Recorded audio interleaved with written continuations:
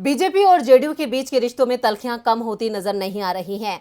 PM Modi से करीबी दिखाने की सजा जेडीयू के वरिष्ठ नेता आरसीपी सिंह को नीतीश कुमार दे चुके हैं।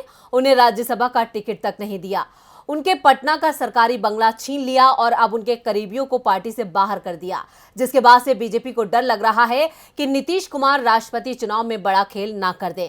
वैसे नीतीश ने खेल करने के संकेत भी दे दिए हैं। बिहार में आरसीपी सिंह के करीबियों पर जेडीयू ने कार्रवाई शुरू कर दी है। पार्टी के प्रवक्ता अजय आलोक, महासचिव अनिल कुमार, विपिन यादव को पार्टी से निलंबित कर दिया गया है। समाज सुधार सेनानी प्रकोष्ठ के अध्यक्ष जितेंद्र नीरज पर भी कार्रवाई की बात चल रही है। ये सभी मोदी सरकार में जेडीयू कोटे से मंत्री आरसीपी सिंह के करीबी बताए जाते हैं। आरसीपी सिंह से नीतीश कुमार नाराज हैं, इसलिए उनके करीबियों पर कार्रवाई हो रही है। इसके साथ ही जेडीयू ने ये भी संदेश दे दिया है कि पार्टी में जो भी बीजेपी के साथ ज्यादा करीबी दिखाएगा, उसके खिलाफ सख्त एक्शन लिया जाएगा। दरअसल नीतीश कुमार पिछले कुछ दिनों से अपनी सहयोगी बीजेपी से नाराज चल रहे हैं। उनकी नाराजगी बीजेपी नेताओं के उन बयानों से ज्यादा बढ़ गई है जिसमें बीजेपी नेता बिहार के सीएम की कुर्सी पर दावा जता रहे हैं। नीतीश के तल्ख तेवरों को देखकर बिहार में बीजेपी नेता के सुर तो नर्म पड़ गए, लेकिन नीतीश कुमार अब मौके की तलाश में दिख रहे हैं। वो बीजेपी के केंद्रीय नेतृत्व के हर फैसले का विरोध कर रहे हैं। केंद्रीय गृह मंत्री अमित शाह ने इतिहास को फिर से लिखने की बात की तो नीतीश ने कहा कि इतिहास में जो हो चुका है उसे बदला नहीं जा सकता। इतिहास बदलने की कोशिश कभी सफल नहीं होगी।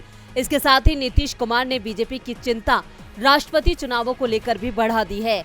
नीतीश से जब सवाल किया गया कि राष्ट्रपति चुनाव में किसके पक्ष में मतदान करेंगे, तो नीतीश ने कहा कि अभी जेडीयू ने फैसला नहीं किया है, लेकिन जेडीयू अपनी पसंद का ध्यान रखेगा।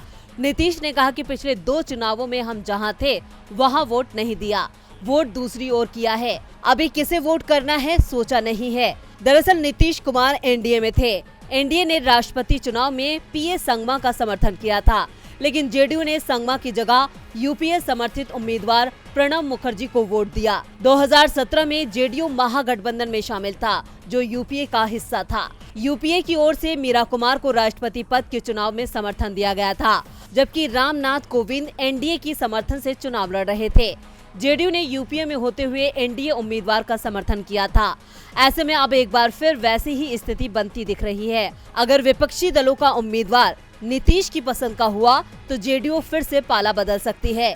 जेडीयू के पास राष्ट्रपति चुनाव के लिए 22,485 वोट हैं। अगर जेडीयू पाला बदलता है तो पहले से ही मुश्किल में फंसी बीजेपी के लिए अपनी पसंद का राष्ट्रपति चुनना और मुश्किल हो जाएगा। डीबी लाइव की रिपोर्ट।